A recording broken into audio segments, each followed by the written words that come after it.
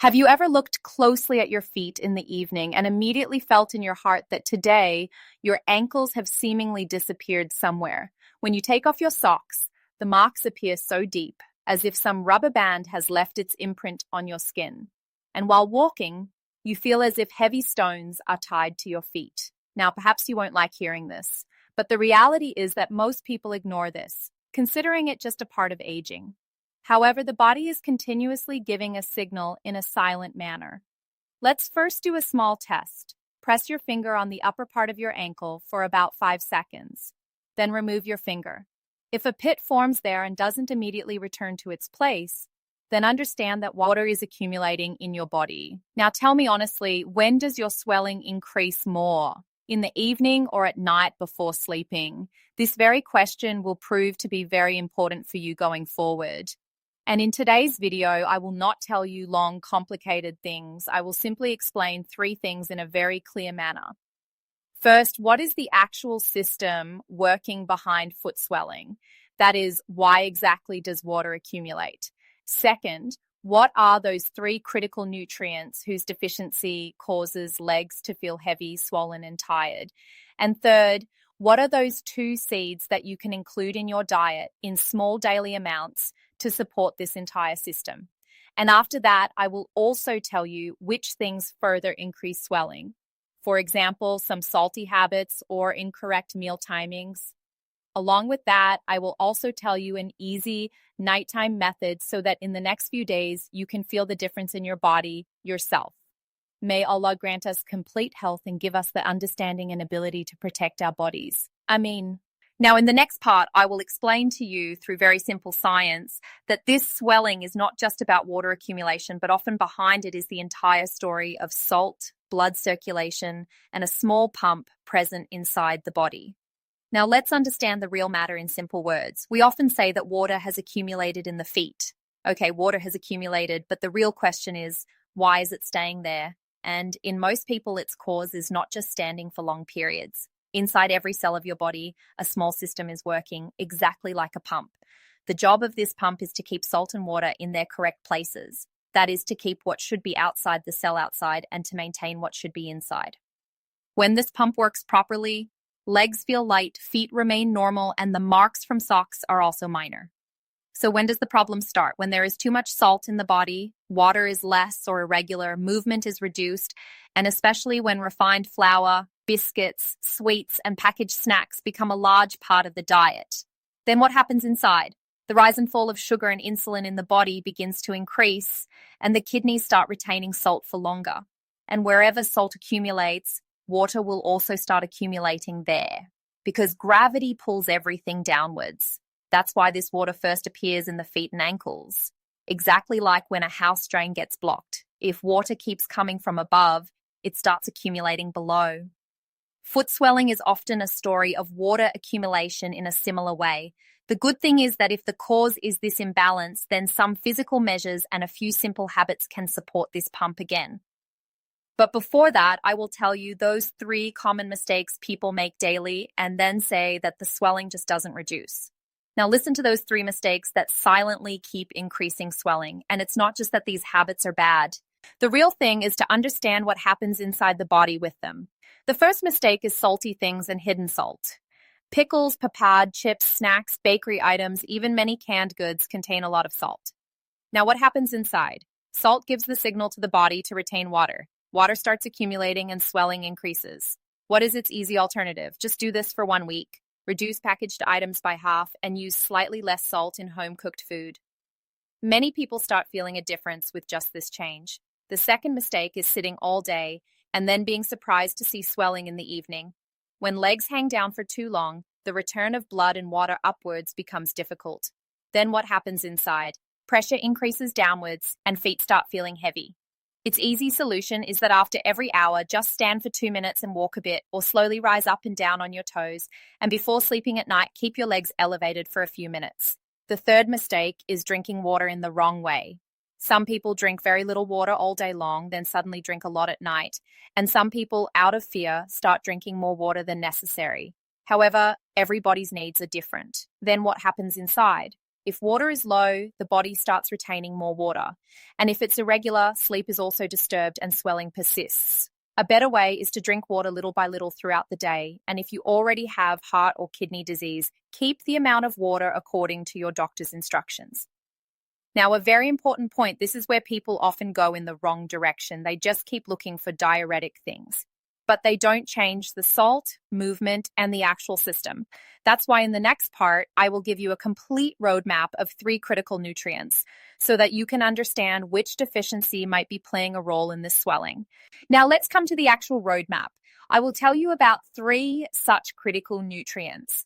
Consider them as 3 friends of your body that together keep the water and salt system in balance. If even one of them is deficient, swelling, heaviness, and nighttime leg discomfort can increase. The first nutrient is potassium. Think of potassium as the body's balance man. It helps keep the effects of salt in equilibrium. When potassium is low and salt is high, the body starts retaining water and swelling increases. The second nutrient is vitamin B. This vitamin is considered very important for nerves and heart muscles. In many people with its deficiency, tingling, heaviness, and weakness in the feet start being felt more.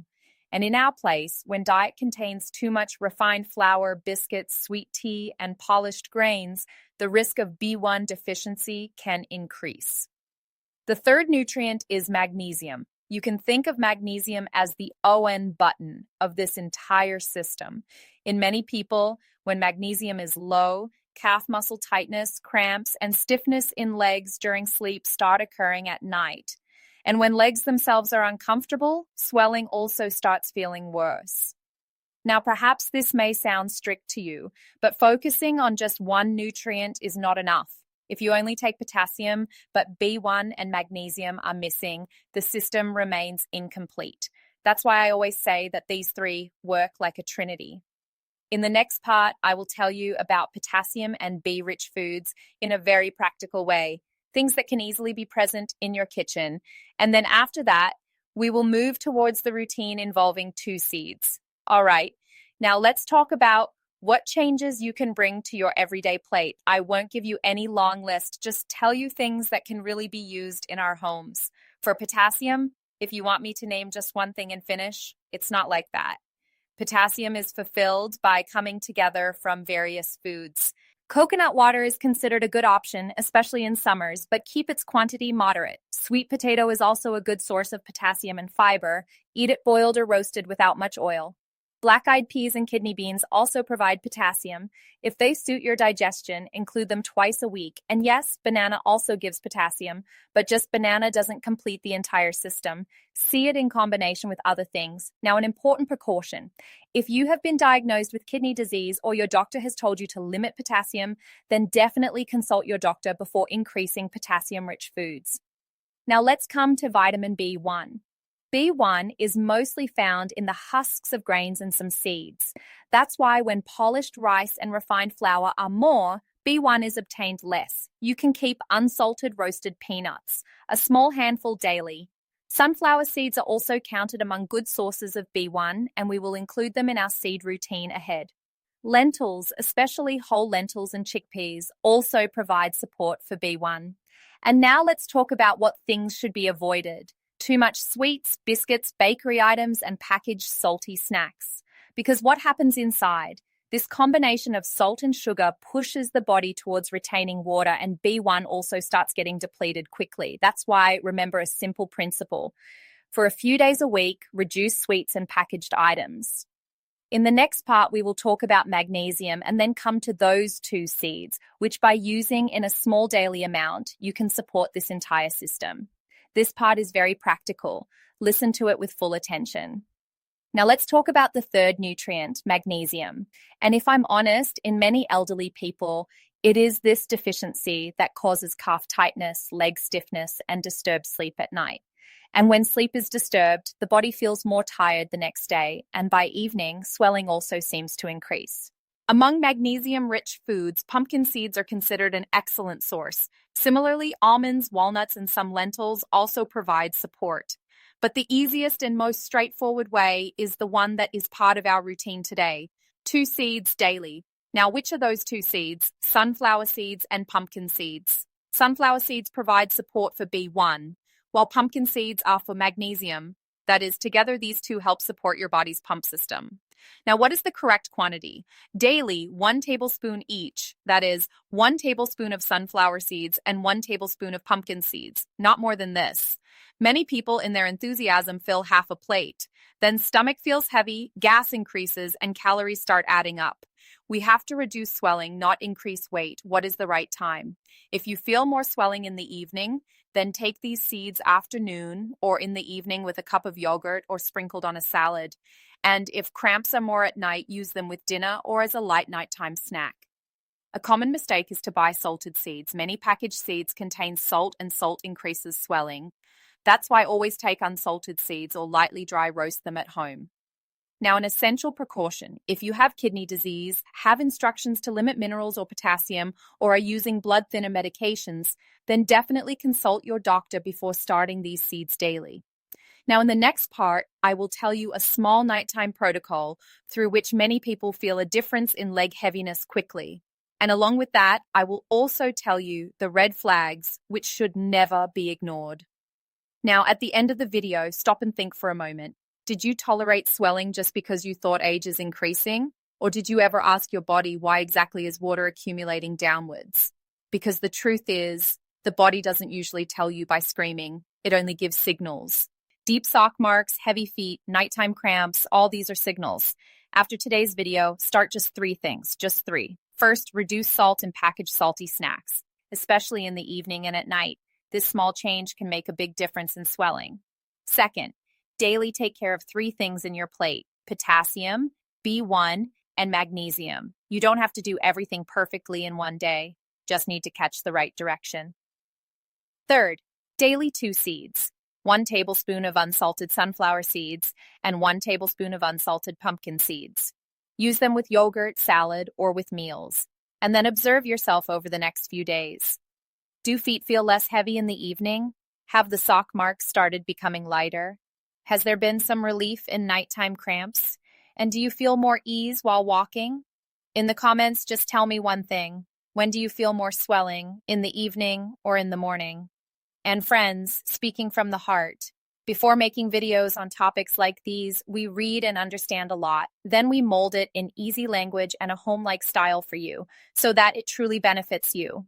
If you found this video helpful, do like it, share it with your mother, father, husband, wife, or any elderly person. And to see more such videos, subscribe to the channel. May Allah grant health to our bodies, keep our steps firm, and give us the ability to appreciate His blessings. Ameen.